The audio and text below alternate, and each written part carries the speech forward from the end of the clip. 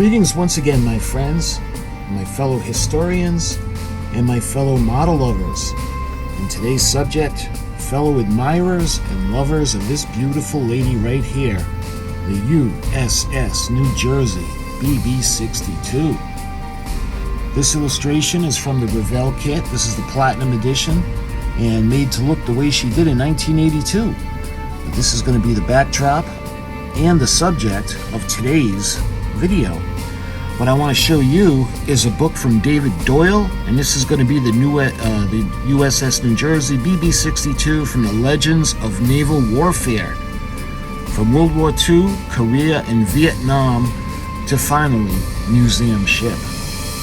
So sit back and relax, and we're going to take a look at a book that's going to feature this very beautiful lady, and I hope you enjoy the video.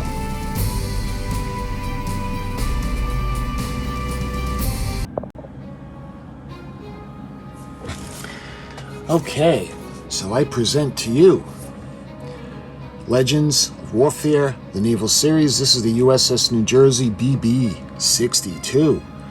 And from World War II, Korea, Vietnam to museum ship. And I love that photo of her.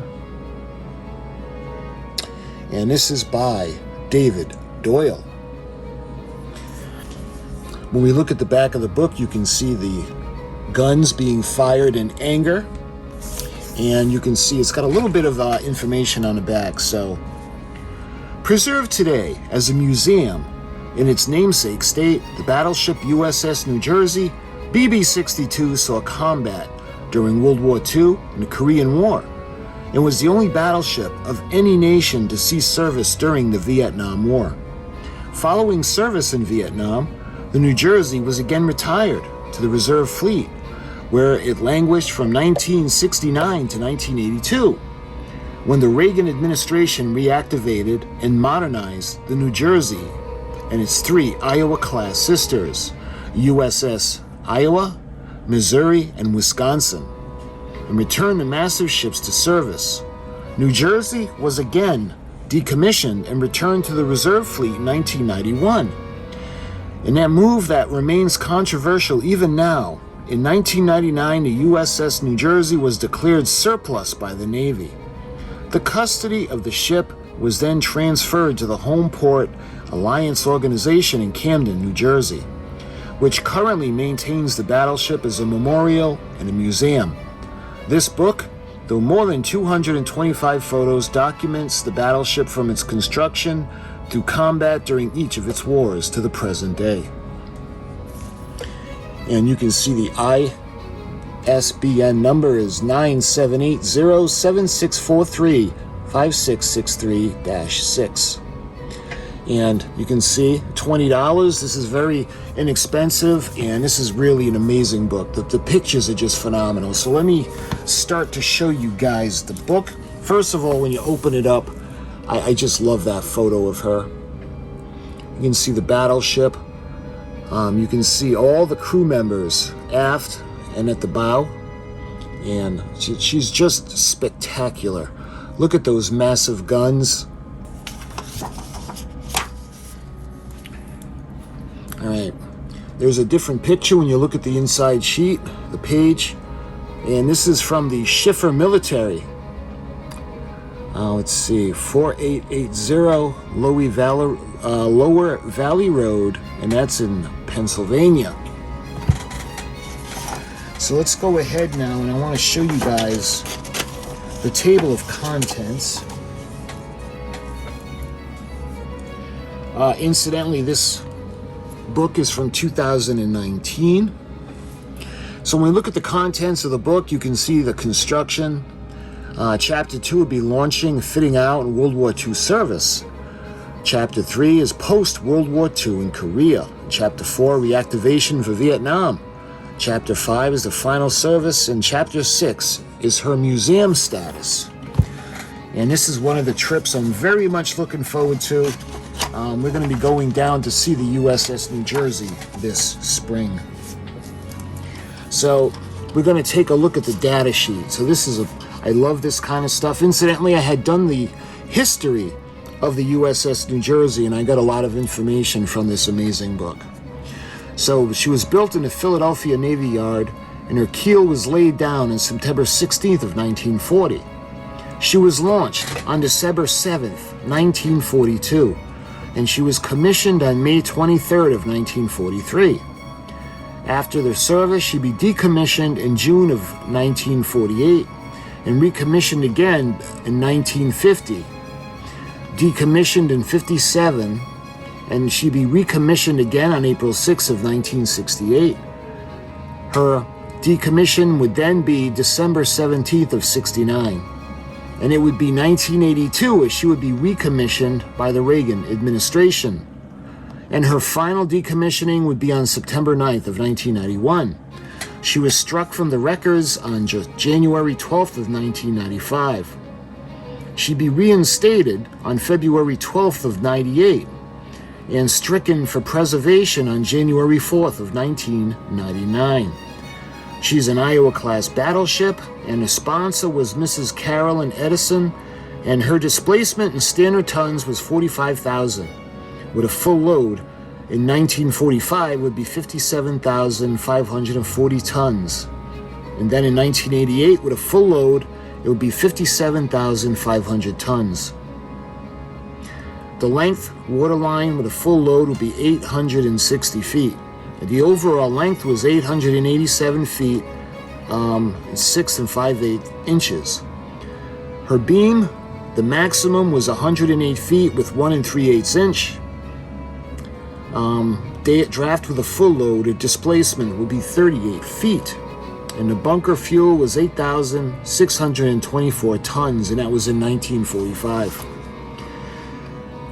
The endurance sign, 14,890 nautical miles at 15 knots. And she had 8 Babcock and Wilcox 565 PSI boilers, 4 Westinghouse geared turbines at 212,000 total shaft horsepower, and she had a top speed of 33 knots. Her armor, 13.5-inch belt.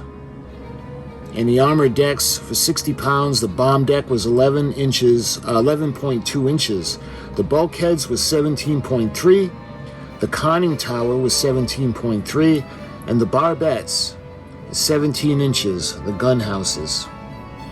Her final armament as of May of 1986 had 9/16 in 3 triple turrets, 6 dual 5-inch by 38 gun mounts, 32 BGM 109 Tomahawk, 16 RGM 84 Harpoon, 4 20mm CWIS guns, and those of course are the missiles.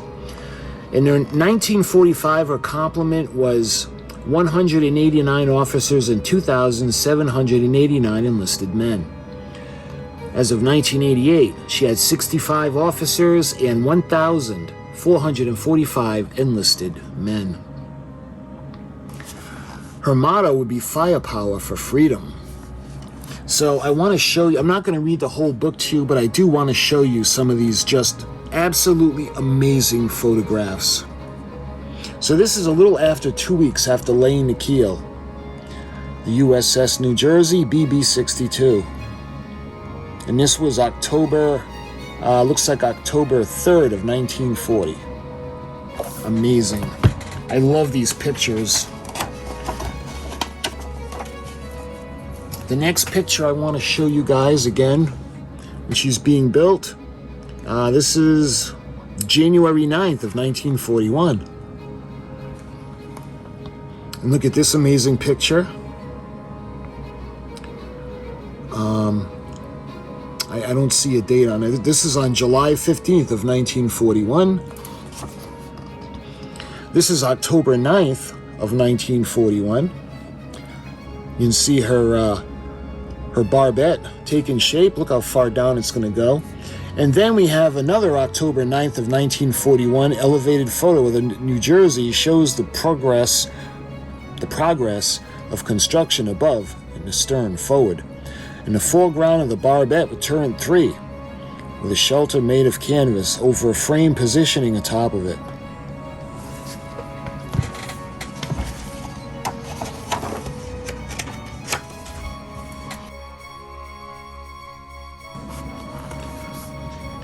So this is from July 8th of 1942. And look at this one. Let's see, is there a date? In an updated photograph apparently taken on or near the same day as the preceding one, judging by the progress of the forecastle in the background, the shelters have been removed and the tops of the barbettes for turrets 1 and 2.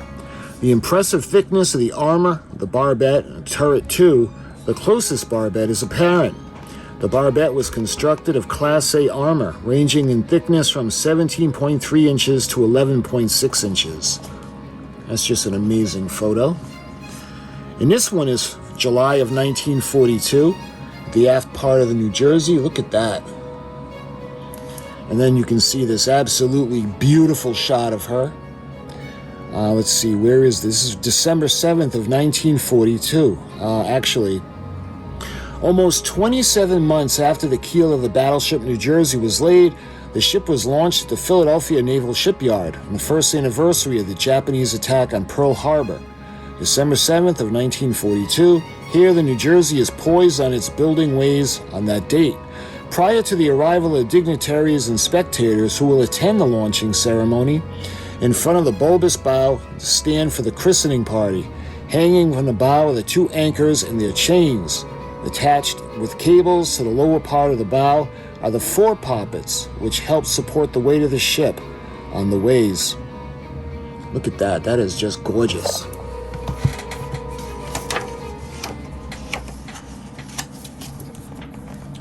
We got some more amazing pictures. Check that out. The launching.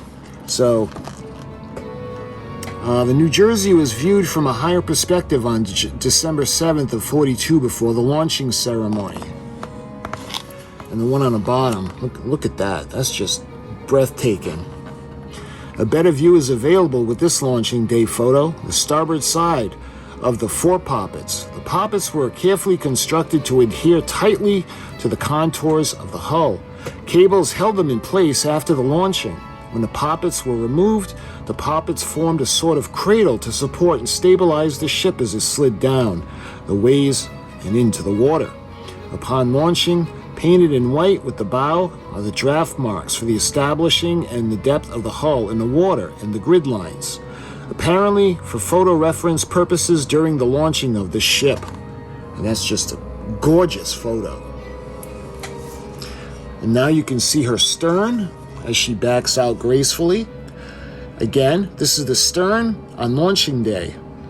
With numerous support towers, New Jersey is lettered on the stern, which is not supported by poppets. The structural strength of the stern had to suffice to support it.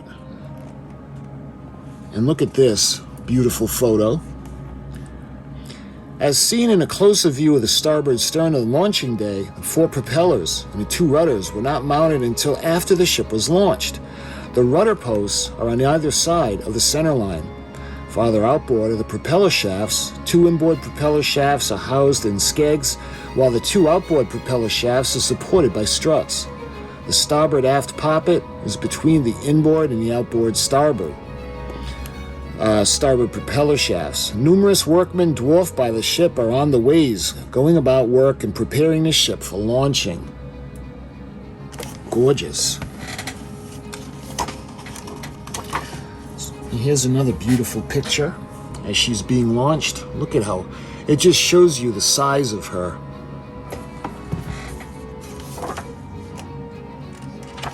And I told you about Carolyn Hawkins Edison, and that's a picture of her. You can see they're christening the ship,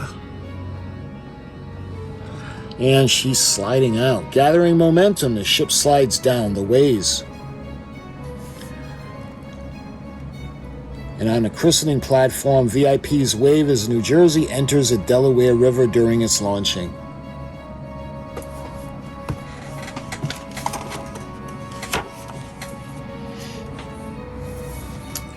So the New Jersey is viewed in a starboard side as the hull enters the Delaware River upon launching. You can see another picture of her as she slipped into the Delaware River.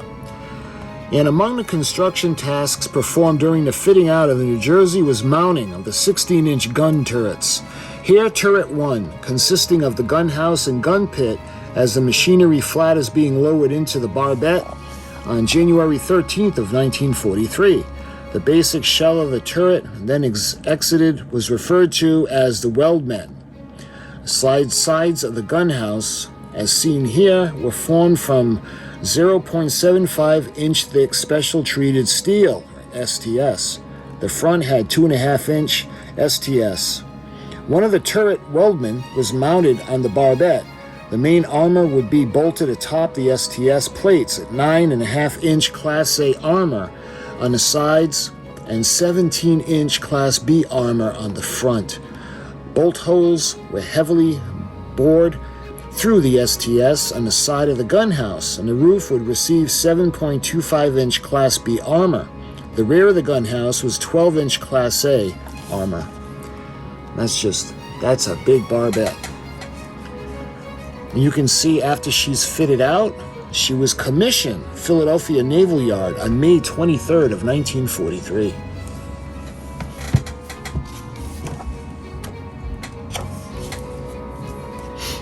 There are just so many amazing pictures to show you guys during her commissioning.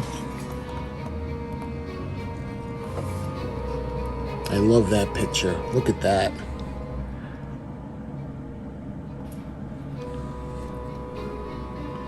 And these are all from the commissioning of the great warship.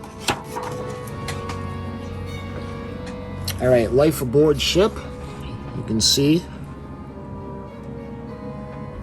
Let's see what they're doing right here. Holy stoning, antique deck on the U.S.S. New Jersey in July of 1943.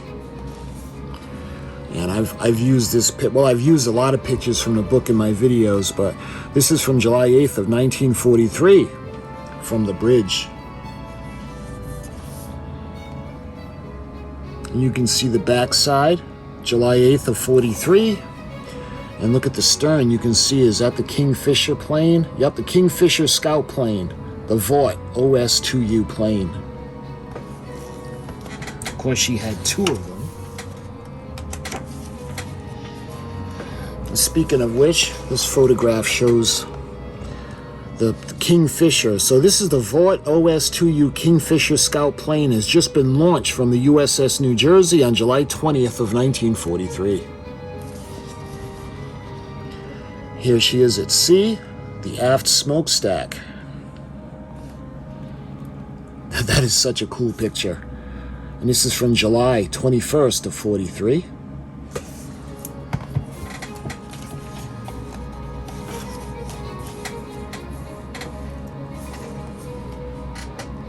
And these beautiful photos. And this one has a nice view of the Kingfisher scout planes. You can see there on their catapults.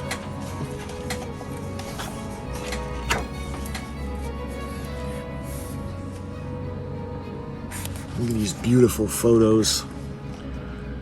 So I know I wasn't going to show you or read the book to you, but these pictures are so amazing. I'm probably going to end up showing you pretty much close to them. I had marked off areas of special interest that I had wanted to show you guys as well. But look at that. I love that picture. The newly enclosed navigational bridge is viewed from a closed perspective from the port side of the main deck at Philadelphia in 1943. The front of the enclosed bridge was curved, and the enclosure simply matched the original plan of the navigational bridge, with no expansion. The windows in the bridge could be opened by using hand cranks that raised or lowered the panels. So here's an area of interest I wanted to share with you guys. You can see this is from 1943 October, and in this photo, you can see two of the Mark 49 directors with Mark 19 radars installed on the New Jersey in October of 1943 were on platforms on the front corners of the aft fire control tower. The starboard one is shown in the photograph taken October 29th of 1943. At the lower left is the antenna trunk, and at the lower center is a 5-inch loading machine. a piece of equipment that allowed crewmen the 5-inch 38 caliber gun mounts to practice loading the guns. And in this photo, this would be during October of 43, the refit. 6 Mark 49 directors with Mark 19 radars were mounted on the New Jersey. This was for controlling the anti-aircraft batteries. An operator sat inside with rotating enclosures around him. An armored flap in the front of the operator station is open. Visible inside, a telescopic sight, the radar scope, a hatch with a clear panel is on the rear of the compartment. The right outside of the enclosure is a Mark 19 antenna and transmitter receiver. The Mark 19 director was located in a splinter shield, 05 level. The top of the conning tower is in the background. You can see undergone. So she's carrying fully loaded almost 100,000 pounds of anti-aircraft ammunition alone. This is when she's departing the Philadelphia Naval Shipyard on October 13th of 1943.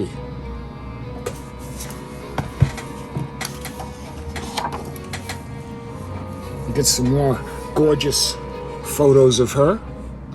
Let's see, that would be in Boston Harbor in October of 43. And I love this one. Dispatched on the first operational mission. See these beautiful pictures. And on the bottom, the 16-inch 50 caliber gun, turrets 1 and 2 are firing a broadside during a training exercise in Casco Bay, Maine, November 20th of 43. The 2 20mm gun mounts and the 2 quadruple 40mm gun mounts on the main deck forward of turret 1 were part of the ship as originally constructed.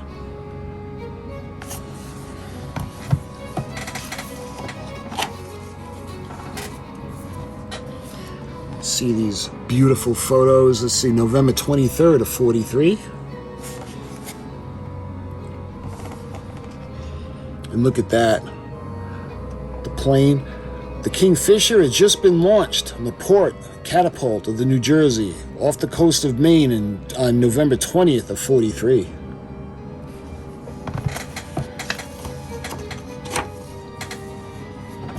Some more gorgeous pictures. And this is a sailor wearing a helmet aboard the U.S.S. Iowa. BB-61 watches as the 16-inch guns of a sister ship, New Jersey, unleash a barrage against Japanese positions. This would have been June 4th or 15th of 1944. And this is departing from Pearl Harbor on August 24th of 44.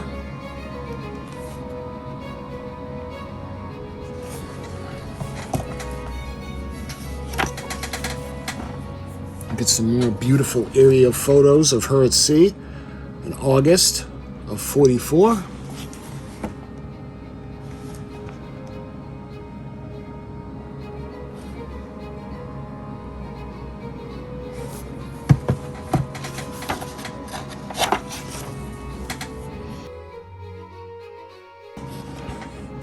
So this is a Japanese prisoner of war being marched along the deck of the New Jersey.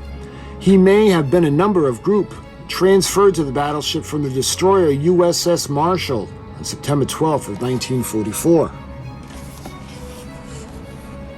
And this is November 8th of 44 in the Philippines.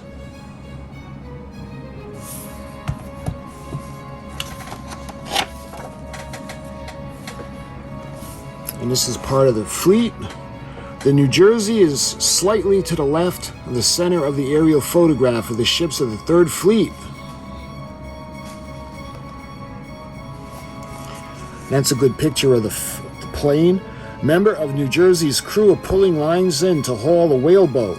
November 44 photograph. And next to them you can see the catapult with the ship's Vought OS-2U Kingfisher. And this one would be numbered 4. And this is the mail call. There's another photo with a ship. And that's the crane hoisting it up.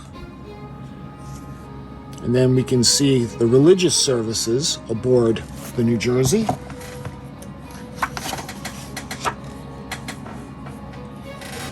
Mealtime. This is Admiral F. Hazley Jr., commanding the 3rd Fleet from the left, enjoys Thanksgiving dinner on his flagship U.S.S. New Jersey. This is on November 30th of 1944. Let's see another beautiful shot. This is the New Jersey snaps this shot of the Allen M. Sumner class destroyer U.S.S. Maddox, DD-731.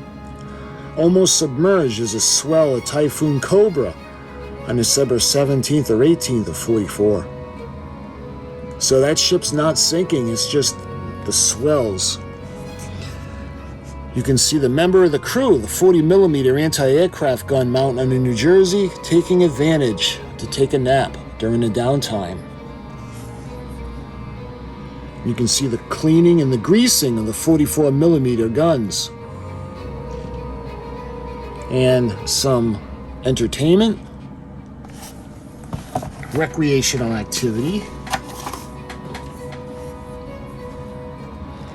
The sailor is entertaining his shipmates by standing on his head on the main deck.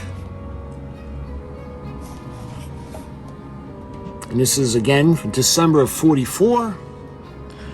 When you're tired enough, even a teak deck on a battleship is comfortable.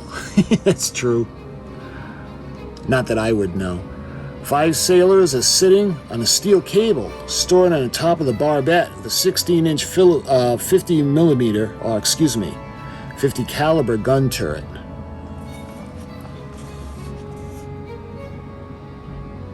You can see the aft fire control tower.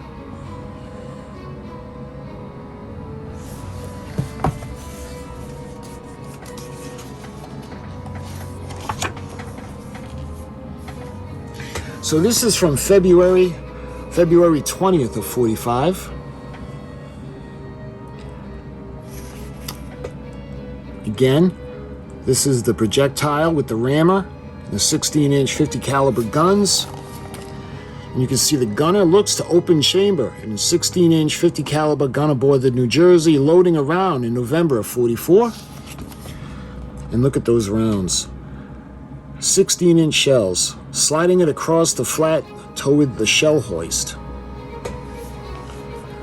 Look at another beautiful picture. This is from February 8th of 45.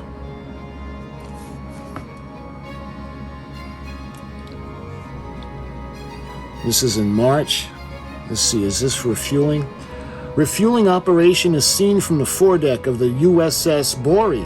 Note the very baggy design of the blast bags of bloomers of the 5-inch 38 caliber gun mounts. These are for flexible covers that seal off the gap between the gun shield and the gun barrels, and they had to flex with the full elevation and depression of the guns.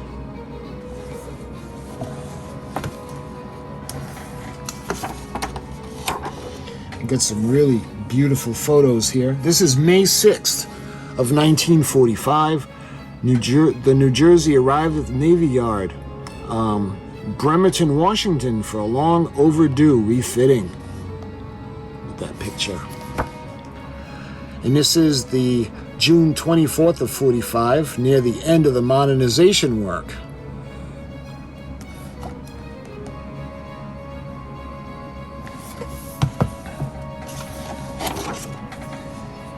I love this picture. So now we get to see the bridge, and you can see it's no longer curved. A closer view is available of the new enclosures for the navigational bridge just below the open bridge of the primary conning station. Midway up the front of the forward fire control tower is a tub containing a Mark 57 director. There is another Mark 57 director in a tub on the starboard side of this one, partially hidden by the forward Mark 37 director. Both these directors are also visible in the preceding photo. They were radar-equipped, manually operated directors for controlling the 40mm anti-aircraft guns in blind firing situations. You see some more beautiful photographs of the ship.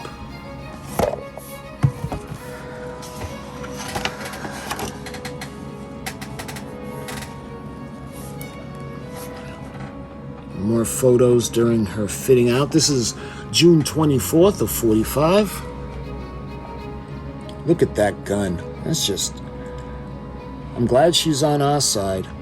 You can see the back, the catapults, the crane.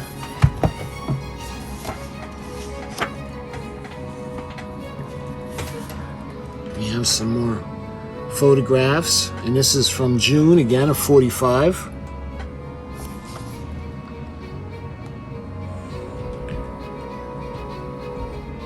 Just a spectacularly beautiful ship. So now we go to post-Korea World War II, and look at that amazing photo. U.S.S. New Jersey departed from Yokosuka for the States on January 9th of 1946 after a brief visit to San Francisco in early February and several months spent at Long Beach, California. The battleship was dispatched to the Puget Sound Naval Shipyard. As the naval yard, Puget Sound was renamed in 1946. This panoramic view of the crewmen assembled on the port side of New Jersey was taken at the shipyard while stationed there in April of 46. Several months earlier, the ship had been repainted with the typical U.S.N. post-war scheme of haze gray overall.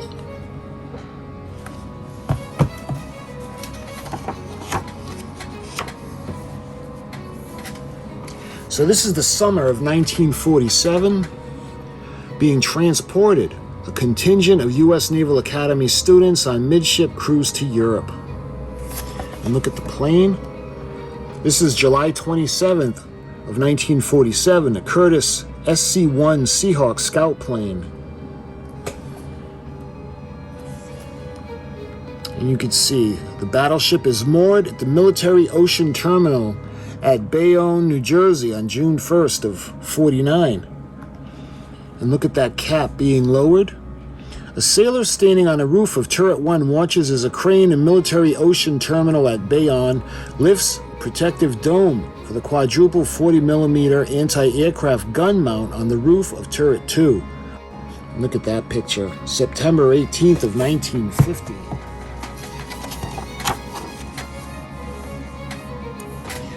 So when it comes to de-mothballing the ship, you can see they're getting the 16-inch 50 caliber guns ready. And this is October of 1950.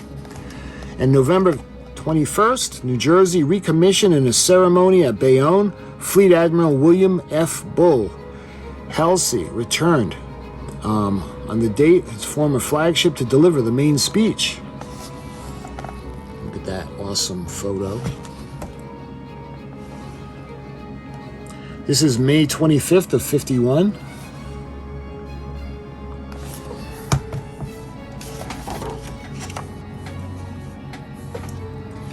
So this is Navy ammunition handlers and Korean laborers are easing a 16-inch shell down to the dolly next to Turret 2. And let's see, that's Geisha Girls. The bystand waved to members of the crew of the New Jersey upon arrival at the U.S. Navy base in Yokosuka, May 16th of 1951.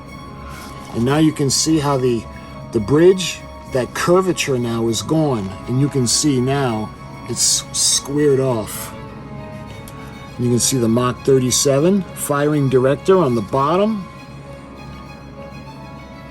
You see more photos, and you can see this is one of the 5-inch 38 caliber guns firing at the enemy target in Kosong on the Korean coast on September 13th of 51.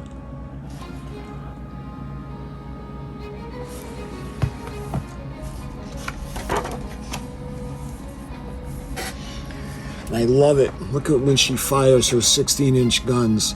The recoil, the massive impacts that it makes. You can see the waves in the water. This is April 2nd of 53. And the Hisorki HO3S1 U.S.N. Bureau number 124352 from Helicopter Utility Squadron 1, HU-1, is lifting off the helipad in the fantail of New Jersey on April 14th of 53. And this is a view of the New Jersey and the Fletcher-class destroyer U.S.S. Traython DD-530. And look at this beautiful picture of her and her sister. She's with the U.S.S. Missouri BB-63. And this is personnel in a radio room. And this is from 1953.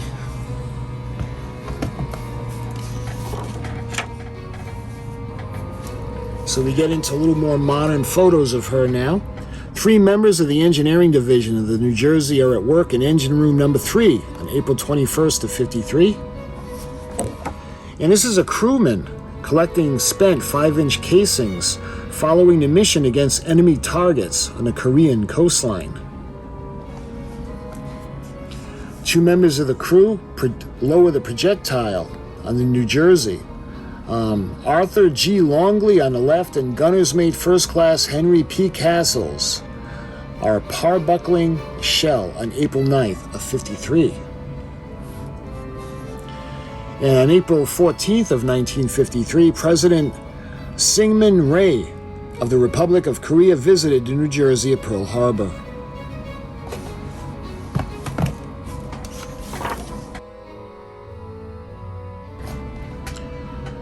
To the left, signalmen are operating a 24-inch searchlight on the signal bridge on the starboard side of the flag level of the New Jersey, April 18th of 53. And the crewmen in New Jersey in their racks, and this is from the spring of 53. And you can see the Chief Petty Officer, New Jersey men engage in a game of acey-deucey. And this is from the 1950s progressed, the twin threats of nuclear weapons and increasingly sophisticated air power made the future of the battleship seem increasingly precarious. One by one, the old battle wagons were replaced or placed in mothballs to inactive status. This image, the tugboats are maneuvering alongside the battleship New Jersey in Norfolk, Virginia on December 13th of 56 as it prepares to sail north to the Brooklyn Navy Yard in New York, where it will be inactivated.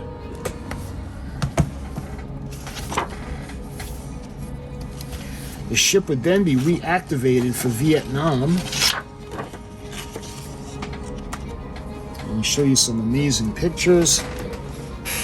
The government began making moves in early '67 to reactivate the battleship New Jersey for service in the Vietnam War. You can see all those protective domes for the gun tubs. This is June 11th of 67.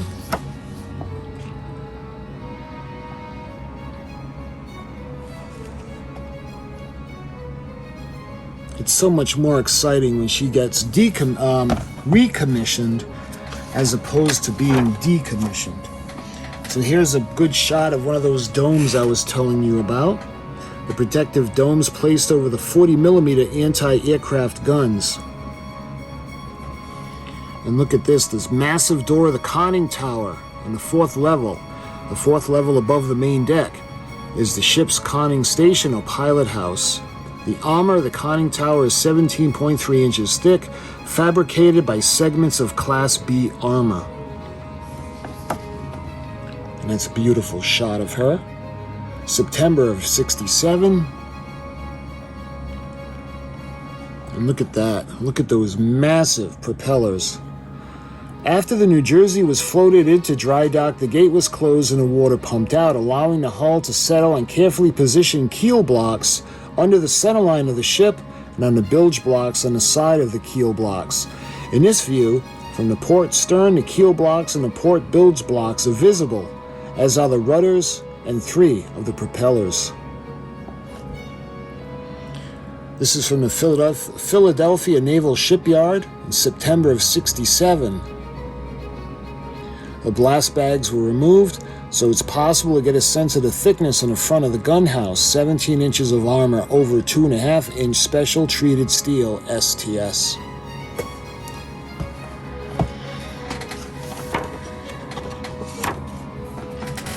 Some more amazing photographs from 1967. This is one of her 5-inch 38 caliber guns.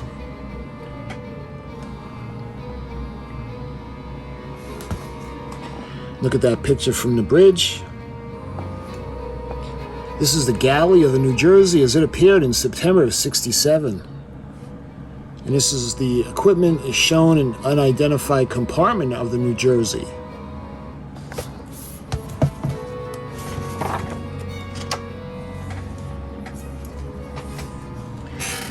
So the canvas cover is fitted over the muzzle of the left 16-inch 50 caliber gun on turret 1 in September of '67. And look at that picture. This is in dry dock.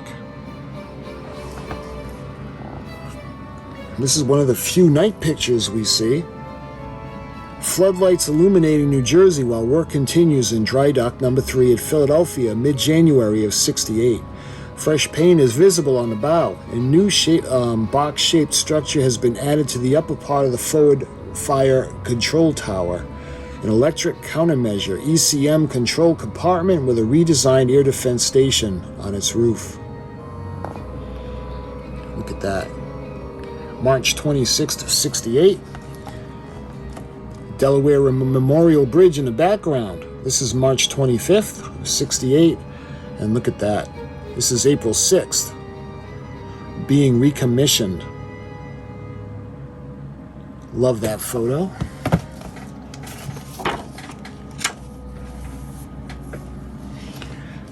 So 12 days after the recommissioning of the New Jersey, the 15-inch 50 caliber guns are being test fired in the Atlantic Ocean. This is crewmen cleaning the bore of the 50 caliber guns. And this is in Norfolk, Virginia in May of '68. The New Jersey is on the right. The Pedro Miguel locks of the Panama Canal alongside a merchant ship on June 4th of '68. The locks are 110 feet wide, and the New Jersey has a beam of 108 feet, so there was a mere 2 feet to spare.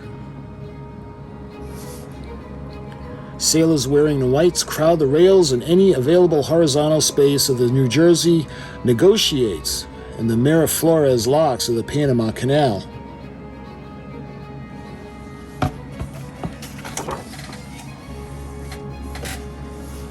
So now we start to see some colorized pictures of her firing in anger. The full fury of the broadside salvo from all 9 U.S.S. New Jersey's guns, 50 caliber guns, and apparent in this air view taken off San Clemente Island in California during a live firing exercise, June 25th of '68. You can see the crewmen are guiding the pallet of 6 powder tanks and the ship's 16-inch 50 caliber guns down the main deck during an underway replenishment, or UNREP, from the U.S.S. Halikala AE-25, a nitro-class ammunition ship in the background. You can see the powder tanks, and look at that picture.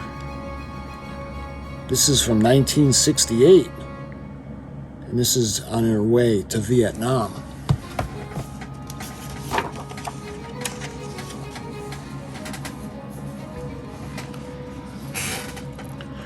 So the right gun turret of the New Jersey has just fired a 1,900-pound shell against the enemy position in January of '69. And this is a 30-foot crater created by the 16-inch shell.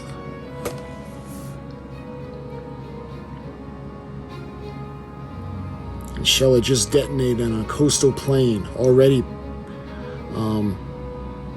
packed by a multitude of shell craters. Excuse me. You can see more of them. Look at that. I love that picture. Shows her true fury and strength.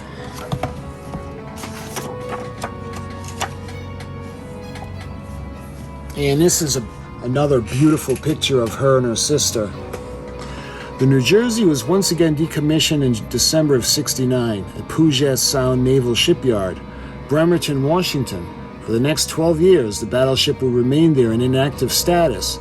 In this photo, her sister ship, New Jersey, on the left, and Missouri, are moored side by side at a naval inactive ship maintenance facility in Bremerton in 1981.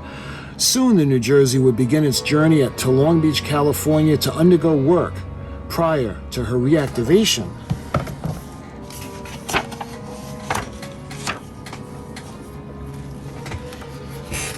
And this is on July 27th of 81. Look at that picture of her aft end. She's viewed from astern in dry dock at Long Beach, December of 81. Reactivation of the ship cost $23 million. The 1981-82 refitting was much more extensive and had a price tag of $326 million. So I'm talking about when she was reactivated in 67, it was $23 million. And when she was reactivated in 81, it cost final $326 million. And this is in August. That's a really cool picture. And look at that. This is the fire control tower.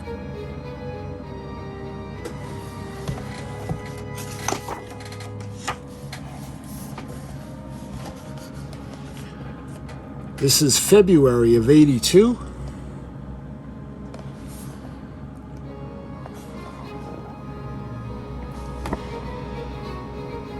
This is the throttle of one of the engine rooms during the sea trials in September of 82. And this is the fantail. The crew is manning the rails so the ship prepares to depart for sea trials prior to her recommissioning. And this is mealtime, September. And ammunition handlers are wheeling a pallet of ammunition for the 16-inch guns.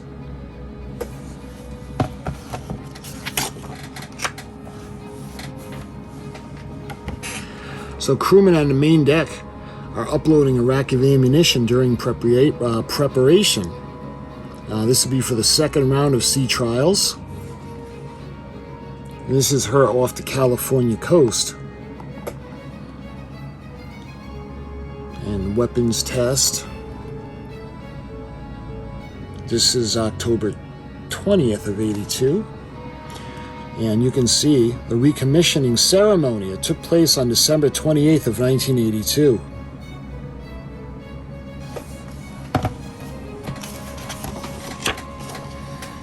And what made that special was Ronald Reagan was there. President Ronald Reagan was the honored speaker of the recommissioning of the New Jersey at Long Beach on December 28th of 1982. Look at that.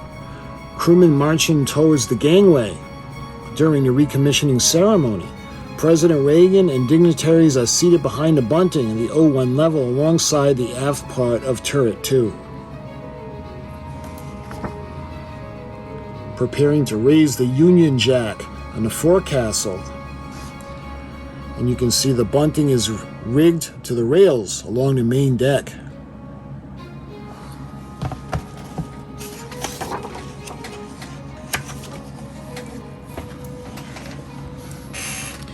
So an RGM-84 Harpoon anti-airship missile has just been launched from New Jersey during an exercise, the Pacific Missile Test, the center range in March 23rd of 83. Let's see another nice aerial shot. Along with two other ships, the task group U.S.S. New Jersey operates off the California coast on October 15th of 83. The feature on the center of the stern is the ports of the AN SLQ-25 anti-torpedo system. Tomahawk missile has just been launched from the ABL on the New Jersey during a test firing drill off the coast of Southern California.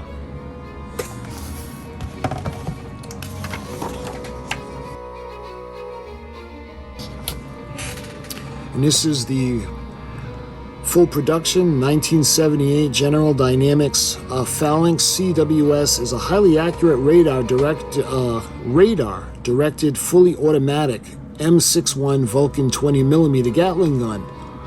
And those things are just amazing if you ever seen those operate. Surrounded by starlets, Bob Hope entertains the crew of the New Jersey while in Beirut, Lebanon on Christmas Eve in 1983. And the Disney characters lead a procession up the gangway. And that's quite an impressive hull right there. And this is beginning in June of '84. The New Jersey began a period of extensive refitting at Long Beach Naval Shipyard, seen here in dry dock during the overhaul with the starboard rudder and propellers in the foreground. Heavy corrosion is visible on the propeller blades and the adjacent hull.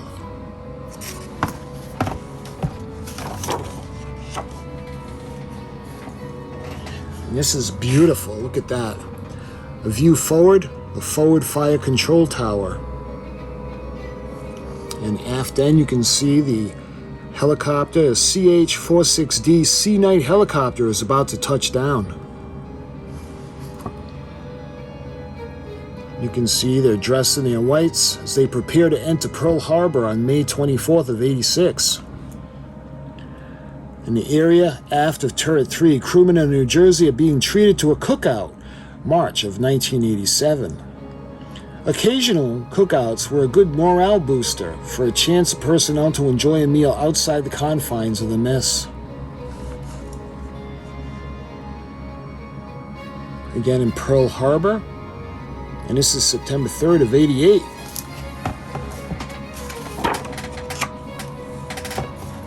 And this is an amazing photo. The film crews braving the blast effects of the .50 caliber guns in New Jersey.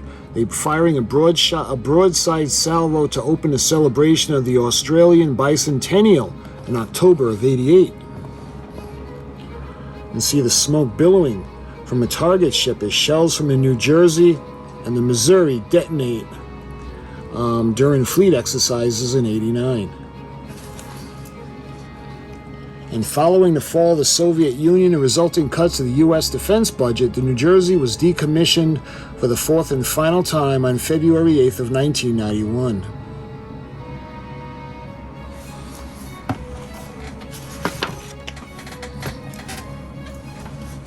Since 2000, the battleship New Jersey has been preserved as a museum ship on a waterfront in Camden, New Jersey.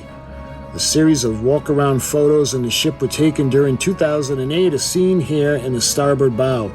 The awnings are rigged with alongside turrets 1 and 2, the above the fantail.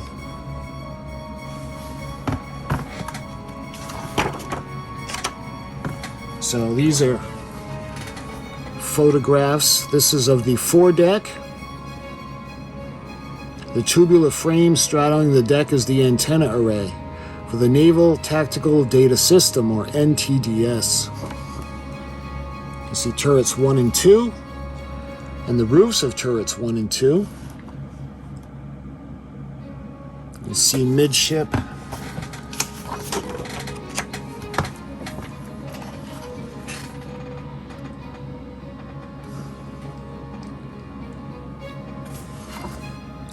I like how they put the stars and the end caps. So basically, this is the last photograph in the book. Situated on a platform between the two smokestacks of the two forward armored box launcher ABL mounts for the BGM-109 Tomahawk cruise missiles. And that is every photo in the book.